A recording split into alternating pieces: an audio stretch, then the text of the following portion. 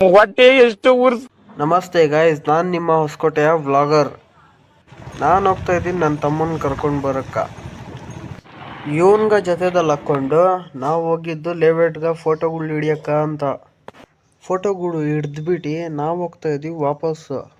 ಇಲ್ಲಿ ಬಂದ್ಬಿಟ್ಟು ಸ್ವಲ್ಪ ಹೊತ್ತು ಕುತ್ಕೊಂಡು ಮಾತಾಡ್ತಾ ಇದ್ದೀವಿ ರೀ. ಇವನ್ಗೂ ಮಾತಾಡಿಸ್ಬಿಟ್ಟು ನಾವು ಬಸ್ ಸ್ಟ್ಯಾಂಡ್ಗೆ ಹೋಗೋಣ ಅಂತ ಹೋಗ್ತಾ ಇದ್ದೀವಿ. ಬಸ್ ಸ್ಟ್ಯಾಂಡ್ ಡೈಲಿ ಒಂದು ರೌಂಡ್ ಆದ್ರೂ ಬರಲೇಬೇಕಲ್ಲ ಗುರು. ಈ ರೋಡಲ್ಲಿ ಬಂದರೆ ಫುಲ್ ಟ್ರಾಫಿಕ್.